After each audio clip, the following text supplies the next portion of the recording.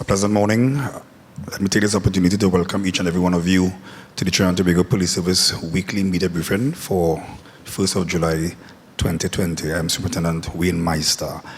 We are here this morning, and on the panel of the briefing, we have the Commissioner of Police, Mr. Gary Griffith, together with the Deputy Commissioner of Police with responsibility of operations, Mr. Jayson Forde, and we also have the President of the Trinidad and Tobago Police Service Social Welfare Association, Inspector Gideon Dickson. The Commissioner will now address you on certain issues. Sir. Thank you very much, Mr. Meister. Members of the media, good morning. There will be just one topic this morning, and it is obvious, dealing with the situation whereby certain elements attempted to destabilize the country. The attempt to shut down the country yesterday failed. It failed because, again, of the human service, the good work, dedication, professionalism, discipline by members of the Trinidad and Tobago Police Service. Yet again, your officers, they stepped up to the plate, and they are yet again heroes of this country. They did exactly what was required. Had it not been for the dedication of the men and women of the Trinidad and Tobago Police Service, this situation could have continued probably for the next few days. What I have here, the Deputy Commissioner of Police, Mr. Forde, and the head of the Police Social Welfare Association, Mr. Dickson, where they will speak to you. Mr. Forde will deal directly with the operations that have taken place yesterday going into today, and Mr. Dickson will speak about a very disturbing situation as it pertains to, we speak about a lot about persons being targeted, the targeting of the Trinidad and Tobago Police Service. It started as it pertains to being targeted. It started when I have seen over the last 24 hours, certain individuals, they were actually trying to judge me and judge my performance. When I see an individual who tried to destabilize a country, put the country in the darkest day in our nation's history, shut down parliament, hold a prime minister and others hostage, and then after persons were killed, inclusive of police officers, the day an individual like that gives me support and gives me credit is the day I need to resign. I know the people that I need that support me, and those are the dedicated, hard-working, law-abiding citizens of this great country. Additionally, I actually heard comments that it was stated that when anytime a police officer in other parts of the world, as soon as they fire a shot, they're supposed to be suspended. That is not true. There are certain things that we would clarify as we move along. As we go on to comments, we have seen again certain comments in the media that I just wish to clarify. The editorials, and again, I really ask persons, if it is that you're not aware, you're not an expert in the field, instead of just giving your own comment without understanding the facts, please ask for clarification by experts in the field. The Trinidad and Tobago Express in their editorial stated today that there's no evidence to prove that there was a preemptive plan by these individuals and there was an orchestrated attempt to shut down the country. What the Trinidad and Tobago Express has done now is basically to accuse the SSA and the National Operation Fusion Center and our intelligence agencies as liars. And that is because the Express knows nothing about intelligence. Many times people who are not intelligent will do that as well. But I find it is alarming that you will put an editorial to question the competence, the trustworthiness of the law enforcement agencies by challenging them and saying unless we bring evidence. So we must bring evidence to deal with intelligence, and that shows lack of intelligence to say that. You cannot bring evidence to expose intelligence when it is intelligence is something that you need to use to get enough so that you can use it in court as evidence to have persons arrested. The fact of the matter is that in contrast to what was perceived, there were 40 simultaneous operations that took place yesterday. This was a criminal operation that took place.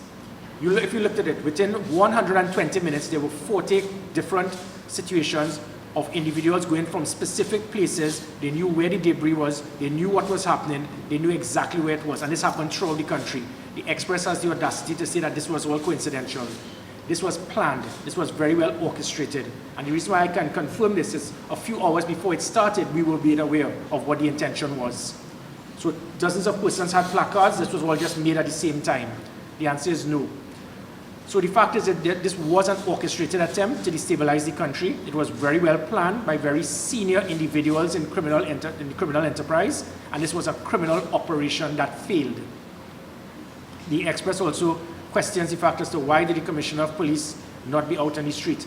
And again, it shows lack of training, understanding counter-revolutionary warfare, combat awareness, tactics, and understanding leadership skill in an operational scenario. Had it been one area that something was taking place, say, for example, the Queen's Park Savannah, when there was the protests opposite the US Embassy, or in Sealots, then the Commissioner of Police is expected to lead his troops from the front, which is what I did. When there's a situation with 40 consecutive matters, with persons burning tires, debris, shooting police officers, plans to assassinate persons, what I did is what it is you will see here. So this is to educate the Express to understand what leadership is when it comes to tactics in a situation of counter-revolutionary warfare.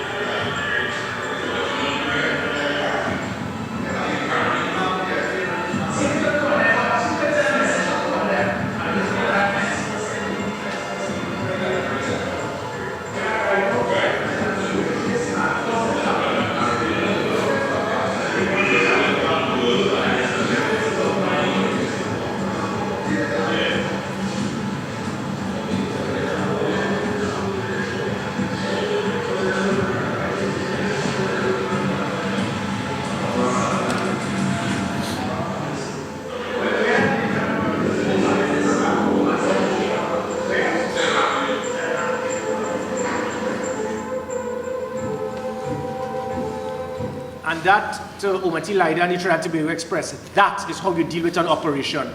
You don't have a commissioner of police that's running around willy-nilly all over the place. That is what you call a war room. That is what you call an operational command center. That is how you deal with a situation of a natural or man-made disaster. Where it is, you would have seen my Deputy Commissioner of Police Operation and Intelligence there. We were monitoring everything in real time, pinpointing the situation, analyzing the threat, and being able to understand exactly what resources need to be placed in an effective and efficient manner. We were able to then utilize the support of the Trinidad and Tobago Defense Force, the fire services, and continue to get intelligence from the SSC and the National Operation Fusion Center. So Express, in future, if you do not understand tactics and operational scenario in a law enforcement environment, please ask first before you write foolish comments in your editorials. I will now like to ask the DCP Forde to just give us a summary as to what has transpired so far as of last night and going into this morning, please. Thank you. Yeah, thank you very much, Commissioner. Ladies and gentlemen, good morning, Trinidad and Tobago. A pleasant morning to you. It is indeed a pleasant morning. After a sleepless night last night, I had the opportunity to look out a window on the eastern side of my residence. And when I saw the sun shining this morning, I said, this is too beautiful a day for it to be disrupted as it was yesterday. And it is wonderful that so far, today continues to be a day of little disruption. And that did not happen by accident. But before I go further, let me express sincere thanks to a bunch of very hard-working officers of the Trinidad and Tobago Police Service, the administrative, the operations, the investigative arms, the Trinidad and Tobago Defense Force, the Trinidad and Tobago Fire Service, officers of the municipal police, the different security agencies and companies that assisted us, the SSA, and most importantly, the citizens of Trinidad and Tobago who called and gave us tips and information that really assisted our operations yesterday to help us to quell that disruption that took place. The success that we achieved yesterday could not have been achieved without the collaborative efforts of all the persons I've just spoken about there. I will share with you some aspects of the situation that existed yesterday, its impact and its resolution. The Commissioner has said virtually all that needed to be said, so I intend to be very brief. What we had was a deliberate disruption or an attempt to disrupt life as we know it in Trinidad and Tobago. Now, ironically, because of our partnership with our citizens, we were getting snippets of information since the night before that some type of disruption was planned for yesterday. What we did not have was the magnitude, the scale that disruption was about. So we pre-planned, and even though we pre-planned, because that operation was calculated, and when you look at what happened yesterday, it was calculated. I found myself in the Commissioner's Command Center, accompanied by the Commissioner, the Deputy Commissioner, Intelligence and Investigations, and other arms of the Trinidad and Tobago Police Service, in communication with the Fire Services, the Defense Force. And I am staring at some monitors, and I am seeing, and I'll use the example of the Eastern Main Road and the Priest Simon Center out there, where persons converged in an attempt to block the roadway. They burnt a maxi taxi. And because of our ability to marshal our officers, we were able to respond. And I say respond and not react, because yesterday, even though the intention was to have the police on the back foot, we were responding more than reacting. We were able to respond and get officers to that site on the Eastern Main Road. We cleared that area. Persons were arrested.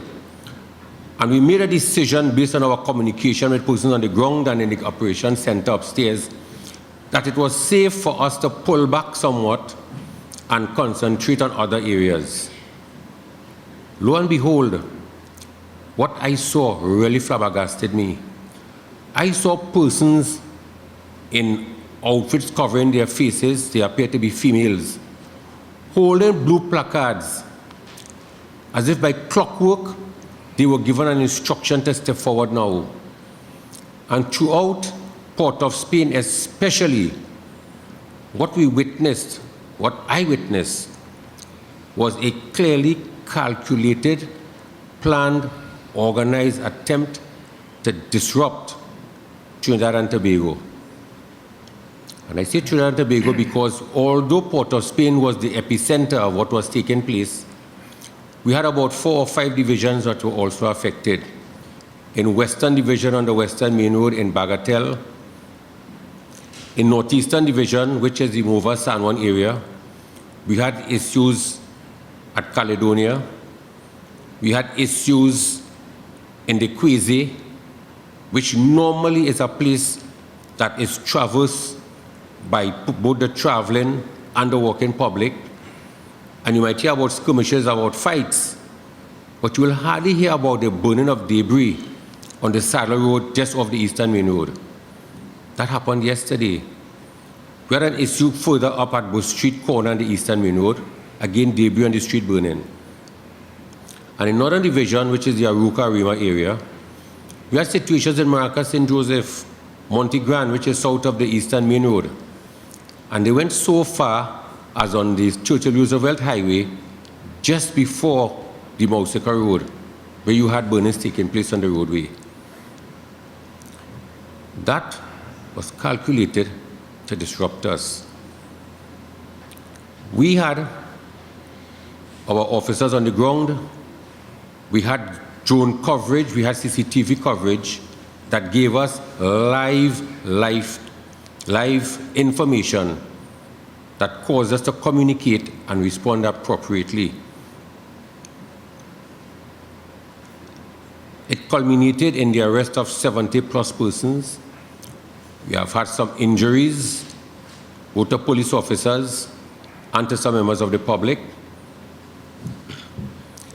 All of that created an impact that to me was an impact of fear, uncertainty, and anxiety in our population. What was heartening to me was that I received calls on my personal phone from members of the banking sector, judiciary, and business places. And as alarmed as they were seeking reassurances from the Trinidad and Tobago Police Service that things could be normal. And they were asking if they should close their businesses by midday and send their workers home. And we conferred. And after conferencing and looking at what was taking place by our response, we were able to give the assurance to those business places that you all have to continue your businesses as normal.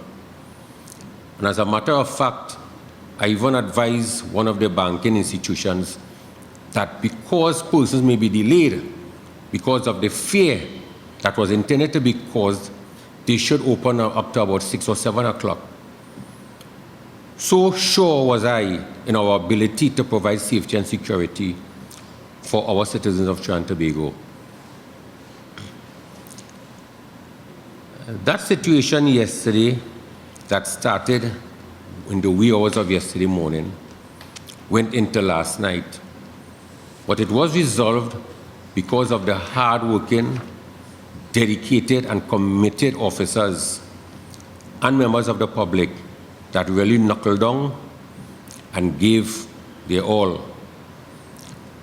The outfit that I'm wearing here this morning, I had it on yesterday. And I had the opportunity to take off the top, not the underpants, not the pants part of it, because we were on call for the entire last night period, just in case. Why would we put ourselves through that? It is because of our continued commitment, our partnership with you, the citizens of Trinidad and Tobago. And despite what we saw yesterday, looked as though there were many persons, it is just but a segment, a small, violent, and unruly segment of our community that is bent and will take any opportunity to cause mayhem. They did not need that catalyst that they are speaking about. It saddens me when young persons who have such bright futures can find themselves doing nothing better than pulling debris onto the roadway, taking instructions from someone who will not stand up for them when they are arrested, and setting that debris alight. That level of dedication that they are seeing can be better served if they can go into some greater endeavor to uplift themselves. But having said that, We have taken a pledge to uphold the law of Trinidad and Tobago, and anyone found breaking the law, be they police officers or members of the public, we are going to act, and we'll act within the ambits of the law. The persons who are arrested, they will be taken before a court of law, and they will be dealt with. Again, I want to thank the hard-working officers of the Trinidad and Tobago Police Service for going beyond and above the call of duty, with all the supporting agencies that assisted us. Thank you very much. Thank you. Now, let us just backtrack to what caused this. It is alleged that the violence that we saw yesterday, the catalyst of it was based on the unfortunate incident with the killing of 3 young men. We beg to differ. We believe this was an orchestrated attempt by individuals to use the opportunity to try to destabilize the country and use this as a front. As the Commissioner of Police, again, I stated before that I intend to have a firm hand when it comes to police officers being involved in any criminal activity and to have them removed. I stated a few weeks ago, and I continue to state, that if at any time police officers will be charged for any violent crime, be it rape, kidnapping, homicide, etc., that they should be fired. Persons actually question that. But in Minneapolis, when the same thing was done, it was okay. But it is not, people said it is not okay here. In any situation, if a police officer would abuse his authority, I say that they should be fired. But the fact of the matter is, there must be an investigation. We cannot have a situation, this reminds me so much of the days as a little boy when we had these Western movies, and persons automatically wanted to be judge and jury. And they will come up there with their pitchforks and the fire and their rope and tell the sheriff, you need to move to the side, we intend to string him up immediately. That is what we are seeing here right now. Persons are holding this country to ransom and intend to burn down the country because they insist that they want justice immediately. It does not work that way. This sheriff is not moving. And I hope that those persons understand, please do not try to put pressure on me to do something. Because this sheriff, as I said, I'm not going to budge. We're going to let the system go through as it should be. And please, I do not want them to make my day. I would like them to now I would like them to look at the incident, because this has been played over and over again, of the video.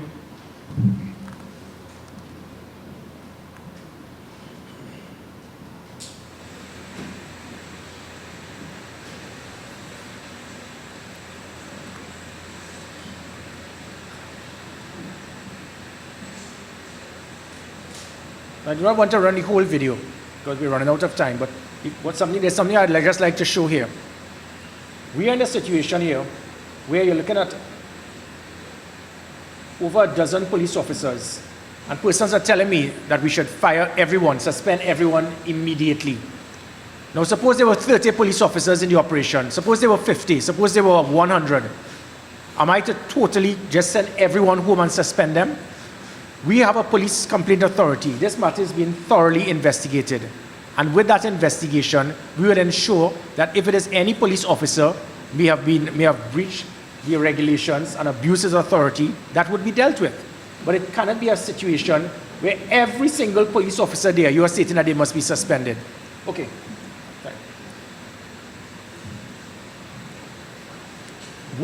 What has happened here is that certain persons are trying to direct the narrative, inclusive of even in the media, certain politicians. There are 3 individuals, in fact. They call themselves political leaders. They're not involved in 2 major political parties. These 3 individuals, if they combine and form an alliance, the 3 of them combined with their support will not breach the public health regulations of assembly of more than 25. So what they are trying to do right now is try to turn this hate the police campaign, discredit the police. You're a political leader, you're coming into an election, and all you could speak about is hate the police, attack the police, demonize the police, in the hope that you can get persons who may be deemed high risk to say, well, listen, we are here, we are the saviors of you. I ask the country, do not take basket. There's a situation here, and we are dealing with it. I give the assurance to the country that the matter is being investigated as quickly as possible, and as soon as the findings would be completed, especially by the PCA, I would act in accordance with the findings of the PCA and our investigation. Let us not compare what is happening in the United States to Trinidad and Tobago. In the United States, we saw a situation where persons were unarmed and were being killed by police officers. We are here in a situation where police officers are being killed. They are being shot. And what I find very alarming is that, yes, the 3 persons killed, it is very unfortunate. And you can't just pinpoint individuals. Yes, one of the 3 persons was littered with reports of him involved in firearm-related offenses. That has nothing to do with the investigation. But what I find, the same concern that people had, there's a police officer on that same day, when these 3 men were killed. What about PC Mosley? He is the forgotten soul in this whole situation. His head was blown off. He was killed that same day. But there was never a protest. We have situations where a 2-year-old was killed. We recall a situation in Sealots where a young girl, it was claimed that she was tipping off persons. She was killed. Her family's home burnt to the ground. We have the situation in Caranage, where a year ago, we have a political leader screaming, call her name, and then trying to blame the police. But in that same situation in Caranage, when that young girl was unfortunately killed, this is what happened to the police officer. A bullet ripped through his bulletproof vest and sent him in hospital. And this is what we are speaking about. And show the other photo, please. That, members of the media, is what the police have to encounter on a daily basis. Persons shooting at police officers, targeting police officers, trying to kill police officers, and people try to see us as the enemy. I think it is very unfortunate. The game plan here, okay, thank you. The game plan here by certain individuals who try to support criminal elements is to try to have here similar to certain parts of Jamaica where angels fear to tread. Where there are certain places where the criminals feel that we own this area. I give the assurance to this country that regardless of all the ramage that they try to see if they could influence a very bright nation, that the police are the enemy. I give the assurance that no drug area, no block, no community, no street, nowhere will be owned and controlled by criminal elements to the point that they feel that no one can enter. And that seems to be a big concern here. As I stated, it seems to be an orchestrated attempt to try to demonize the police service. It seems to be a plan to peg back the police service because of what it is we are doing. So criminals can carry firearms, do what they want. We saw what happened yesterday. These individuals, the plan of this as well was to deliberately target police officers, which they did. There were several police officers that they were shot at. An Attorney General's office was hit. The area was total anarchy, where it is you had a situation of roads being blocked, tires, debris, persons in confrontation, throwing over vehicles, and yet all of that, the Newsday's front page is of police officers arresting someone. The whole country is under siege. The whole country is under siege, but this is what the Newsday sees as the front page. I will now ask the head of the Police Social and Welfare Association, Mr. Dickson, to please address us. Mr. Dickson. Thanks, Commissioner of Police, Deputy Commissioner of Police, members of the media, Trinidad and Tobago, thank you for being here. Let me first start by saying the association condemns the destabilizing acts by members of the public, particularly those in the East-West corridors on yesterday's date. Additionally, we want to put on record, we must commend each and every single officer of the TTPS who would have availed themselves in yesterday's, for want of a better word, massacre or destabilization act. We found that the actions of the police officers were very, very brave and commendable, and it should not go unnoticed. We also want to put on record that these officers have consistently shown their commitment, dedication, and devotion to duty. If we look back to the period building up to yesterday, we want to take from elections last year, 2nd of December 2019, then we went into Carnival. We went from Carnival into the COVID, and still in the COVID. And these are the same officers who consistently have been there for the members of the public and continue to show that level of loyalty and dedication. But these are the same officers who are still on the 2013 salary.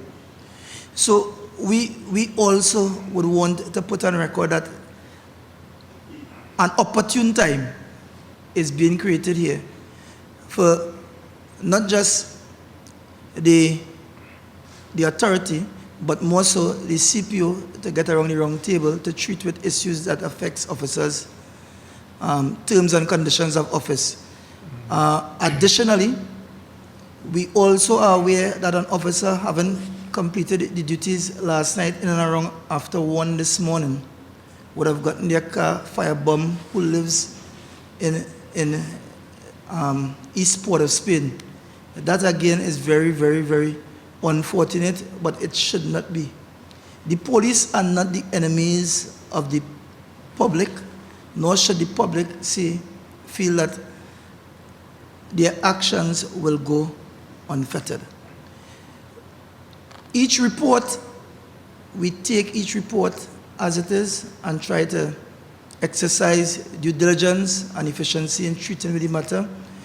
We would want to continue to bridge that confidence gap, which was so low so many years ago. We want to continue to ensure it escalate. But the actions of yesterday will not add value to that partnership we are working at. We want to call on the persons in and around the city of Port of Spain and environs. Please, the manner to resolve issues where you feel unjust is not to take the law into your own hands. You cannot win that way. The country loses as a result of that. We lose as a result of that. The officers who would have gotten support from both the Trinidad and Tobago Defense Force yesterday and also the other agencies identified by the Commissioner of Police, we also want to commend them for the level of support to ensure that yesterday's activities did not matriculate into something that was uncontrollable. We are thankful for seeing today, as said by Mr. Forde, and we hope that incidents of this will not raise its head again. The Commissioner of Police have given assurance in terms of the investigation into other related matters. We, the association, have in fact reached out to Officers Mosley's wife and mother. We will continue to do what needs to be done. It is unfortunate that we would have to lose so many lives over the weekend. We also are aware that two members of the public was murdered in Northern Division night before last night. And we are saying that this spate of killing needs to stop. We also take note that a lot of high-power rifles are being placed into the market. Our officers continue to show that brave, valiant effort to combat these atrocities, and we are thankful for the support given by the authorities. But again, the police are not the enemies. The police are the professionals who are put here. Let us look beyond the police at this point in time. Petia, they are not being police yesterday. Just for one moment, let's look at police not being present yesterday. The extent to what could have translated, all of us who are here present might not have been here right now to carry out this interview. Right? So again, on behalf of the association, let me commend all the hard-working, dedicated officers. Let me commend the Commissioner of Police and his executive for the leadership yesterday. And let us also call on the public. Let us work together to bring about a greater and a better Trinidad and Tobago. Thank you, Mr. Dickson. And following up on that, when we asked for public support, it was excellent that persons were able to take video footage of the incident with the 3 men being killed. And that is what we are speaking about. That video footage is what could be instrumental to assist us in pinpointing exactly what transpired, because there's no such thing as a perfect crime. Someone will always see something. So we welcome the fact of what was done. But I also would like to have that done when the 2-year-old was killed. I would like it done when it is that men, women, innocent men and women are killed. I would like to have that done with 538 persons killed last year, it cannot be that person just conveniently only decide to record when police officers are involved. Let us do the recording. Take the recording and let us bring these persons to justice. It goes back again to my point. As of yesterday was a well-orchestrated criminal plan. It was a criminal operation, nothing more. This was a plan to destabilize and disrupt the country. And now they're trying to play victim. They're trying to pretend that they're the ones that there's a degree of hurt and they're committing crime and trying to shut down the country because of their concern. That is not true. They are using this to build their criminal cartel, and as I said, crime is big business. They are using this as an opportunity and an excuse to try to peg back the police service from doing our job so that they can take control of this nation. We will not let this happen. I will just show a short video of this is what transpired yesterday. And I ask the public to see who is the real enemy and who are the ones who are trying to destabilize the country, in contrast to who are the ones who are trying to protect the country.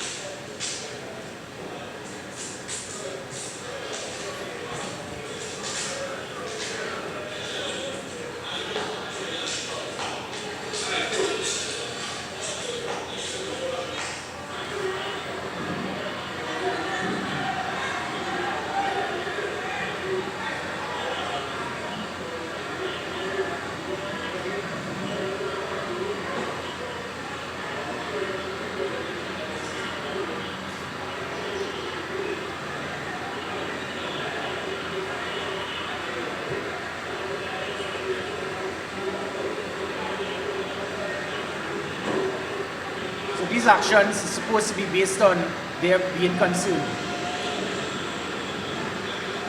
We have also used our camera footage to pinpoint the individuals, and these individuals will be brought in for questioning.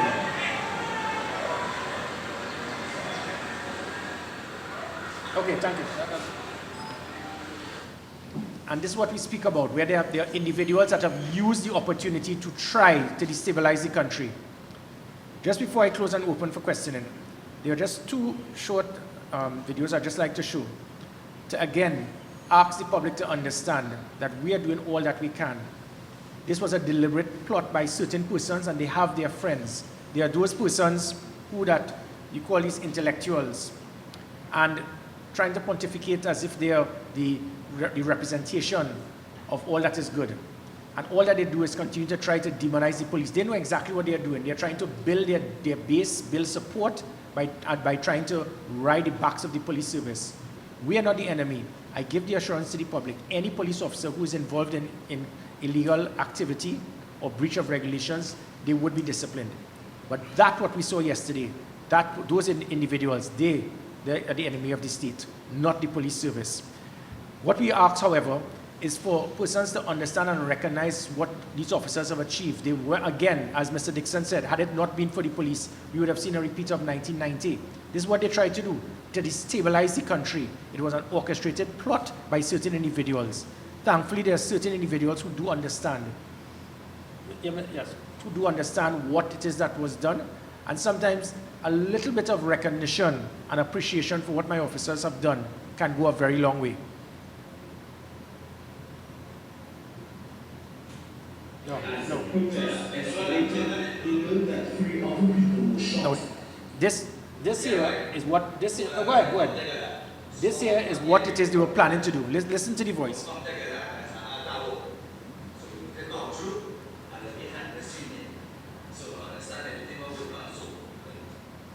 That, members of the media, is what persons are trying to state that they are the good boys, they are the nice fellas, they did nothing wrong. It's the company they keep and all of that. These people want to kill, they want to destroy, and they do not want us to defend you, the law-abiding citizens. As I mentioned, if it is the audio from the chamber, please. And this is what sometimes a little bit of recognition goes a long way.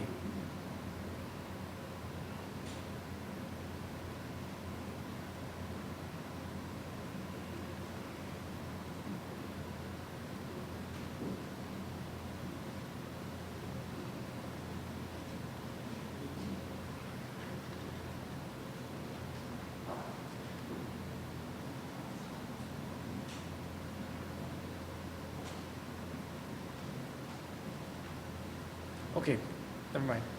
And it was basically from the chamber actually commending the police service for their dedication to duty. And then there's also, as Mr. Dickson spoke about, there's also video footage of a police officer's car being destroyed. Members of the media, before I close, again, I give the assurance to the nation that the police service will do all that is required within the law to ensure the safety and security of each and every citizen of this country. And no one is above the law, inclusive of police officers. But in the same manner, please do not be fooled with those persons who come in there as Trojan horses to try to give you the impression that they're all that is good and righteous. Their job is to try to demonize, discredit, and undermine the police service for their own agenda, or to assist those individuals who they represent, support, or they benefit with financially, that being the criminal elements. Their job is to try to destabilize the country. The best way to do that is to try to undermine the police service. We will do what is required. We give the assurance to this country that what happened in 1990 would not happen again, and we will ensure that we do it within the law. I open questions to the media. Good morning, everyone. Nicholas Suchman Singh here from TV6. Commissioner, let's start back from Saturday. What is the protocol dealing with officers when handling persons who are unarmed and arms are raised in the air? What is the protocol for police officers containing them and controlling the situation so that they won't be shot? Just explain that for us. Well, hold on, another question.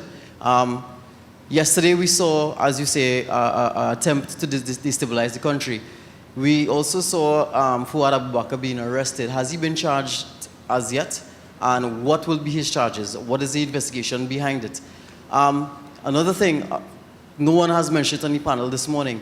A woman was shot yesterday. What is happening with that investigation? How is it that this woman who was protesting, possibly pregnant, how is it that she was shot by a police officer? And is there an investigation going to be launched into this? Okay, first thing, you are sure that she was shot by a police officer? Well, and I mean, if you could, I would like you to bring evidence. We'd like to bring you into. Well, see, so the back and forth now, because we would like an investigation to be launched. That is it, but so we have ballistics now. So is the TTPS going to investigate to see whether the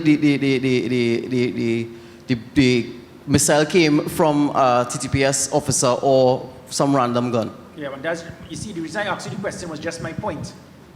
You do not know. There must be something called an investigation. So by you just automatically, this here, what you have was just stated, has basically summed up what has happened in this country. We take one and one and make it three. We automatically allude to something and automatically come to a conclusion. And I do not operate like that. As a leader, I am not going to make decisions based on speculation, sir. Well, the role of the media, Commissioner, is to find questions out, and it's actually to play stupid to get questions so the public can understand. It's difficult for me to answer if you keep interrupting me. I mean, they will think so. So if you interrupt me, I wouldn't be able to answer. So the fact of the matter is that there's an investigation. When there's an investigation, we will then verify what, who was culpable, if any, and that will be dealt with. As it pertains to, it goes back to the second question that you asked. Right, again, likewise, there's an that he has been held, that is confirmed, and not as yet. He's still being questioned. So let's go back to the first question. The situation with someone placing their hands in the air. Obviously, there's a protocol. The person has now shown that he's not resisting arrest. He's not a threat to a police officer. But is that all that took place in the video? And again, because there's something, we have a simulation theater where I would like to invite all members of the media to come to a simulation theater. A simulation theater will show different scenarios for a police officer, and he has to make a 1-second judgment call.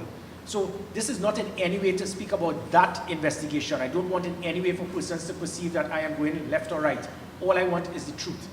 And I'm prepared to handle the truth and act on the truth. But my point is, we automatically see one person put his hand in the air, and then after, he's no longer there. We do not know what happened with the third person who was in the back seat, what it is that he did. We do not know how many police officers fired, who fired, what should be fired, suspend all the other officers even though they were not part of it.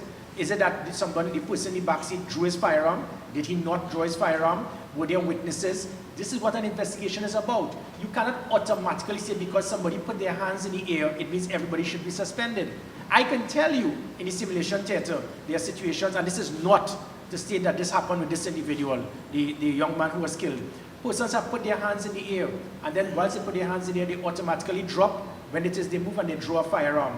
I'm not saying it happened here, but let us not automatically, as soon as you put your hands in the air, it means that you can just, so a criminal will now say, oh, okay, so the drill now is if I put my hands in the air, police cannot shoot, so I can now go and get a firearm and shoot.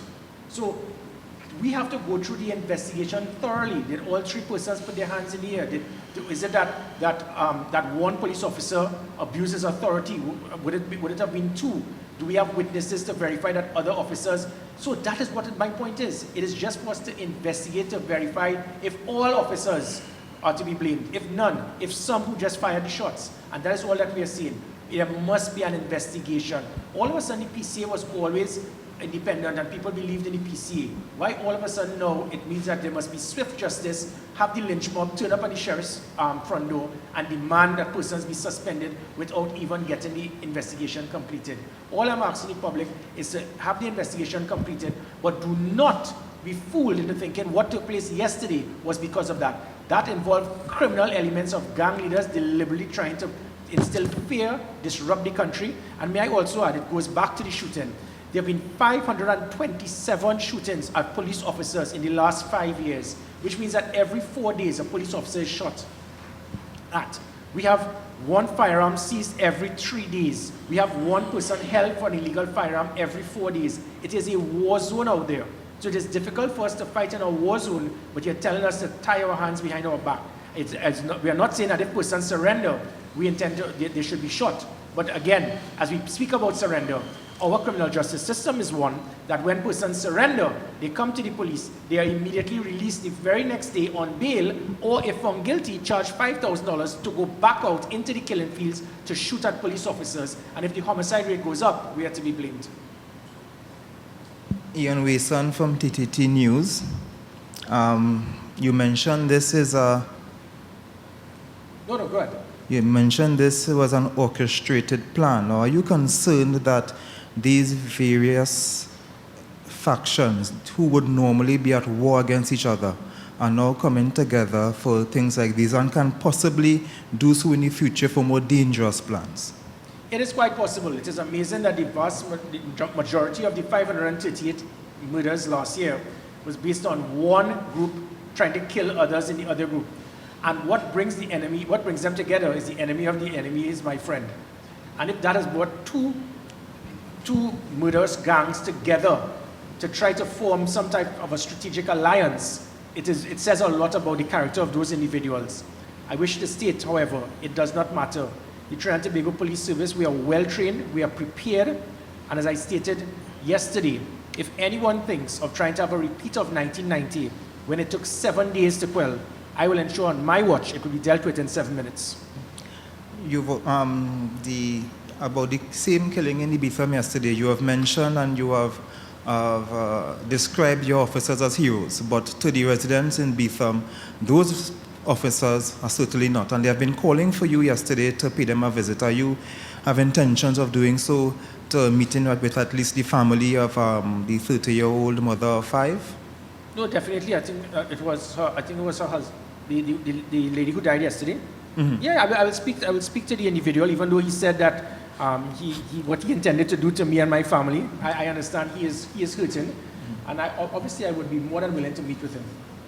In one of the videos, you showed where a police officer was shot through his vests. How are you treating with that? Is that a case of getting upgraded vest, or is that just to show the kind of firearms that you are dealing with? No. A bulletproof vest is not.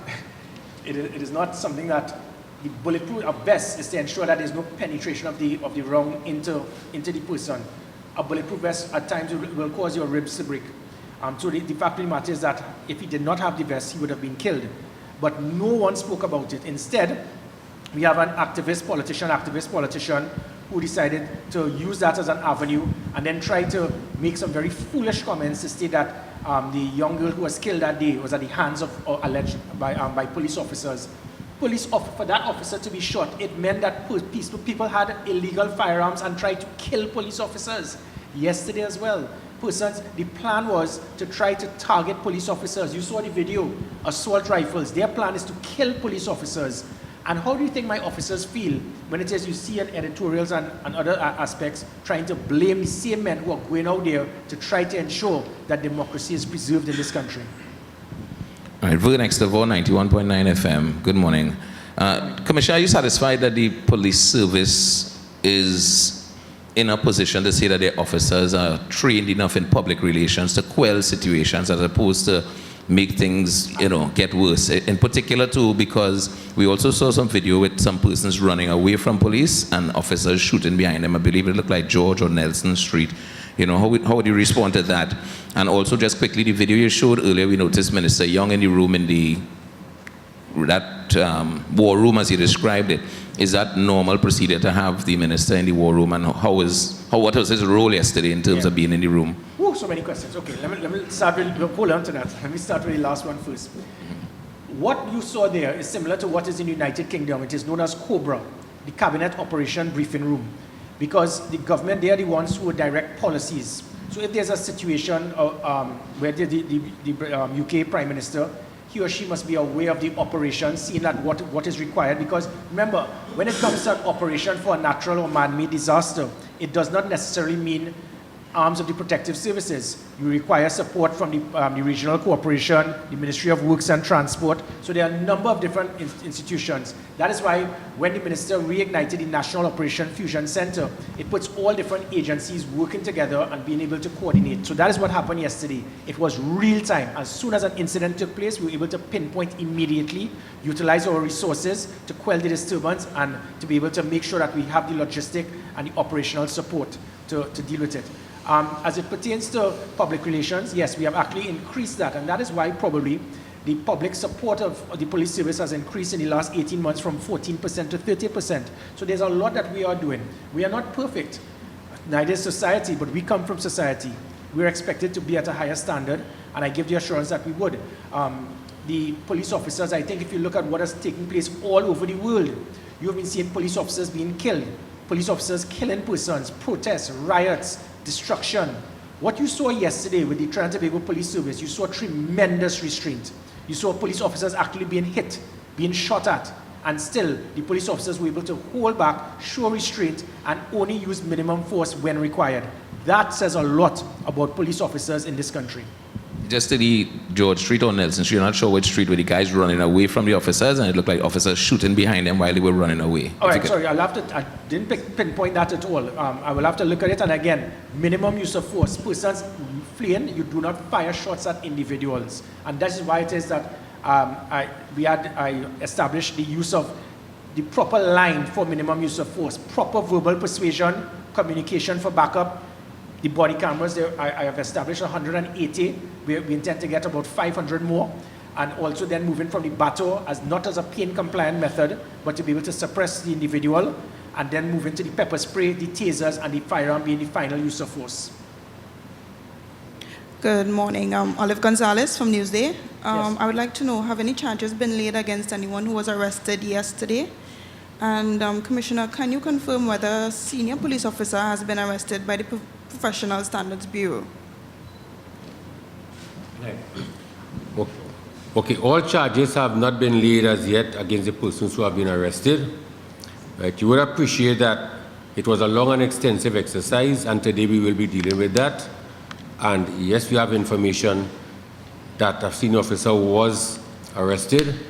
It bears testimony to the fact that we investigate, and this is not the first officer that has been arrested, and once persons run afoul of the law, we as investigators, when we have the evidence, we will arrest and charge you. Okay. Any other? Oh, sorry. I think I'd ask about the senior police officer. I'm not sure if you answered that. Yes, we prefer not to make any comments at this time. We're just trying to get more information from the PSB, but I think you could confirm. Yes, I can. I answered and said yes, one was arrested. Okay.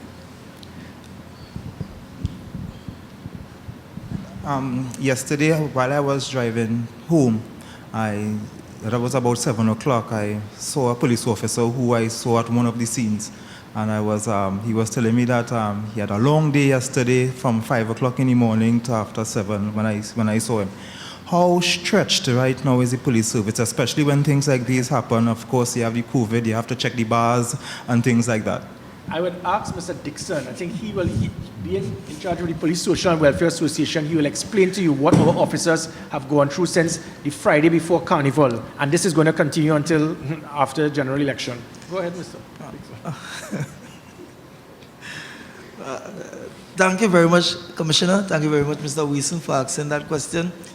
I alluded earlier to a period started back from just prior to the 2nd of December 2019 when the local government election started. We have the same labor force who have been going consistently. We are a wary group of professional officers who, I would want to say, are very committed, very dedicated, and deserve what they are entitled to. And at this stage here, we know that recruitment, we have some young officers coming in, so that will replenish to some extent. But we need the officers to continue to be motivated. Leadership, in fact, assists in terms of motivation, but more so, each officer has their own issues as it relates to financial and other that needs to be treated with. So we are calling the CPO, so you can make the call on the CPO here again to get around the round table to deal with these issues. We also have the issues of promotion. We are aware that the Commissioner of Police is making steadfast efforts to improve that, which also redounds on the moral of the officers. We are seeing these things as positive benefits that can be put on the table to the officers to continue to give that dedicated and determined effort as it relates to serving the people of Trinidad and Tobago. So, yes, we are in fact wary, but we are committed and we will continue to be committed.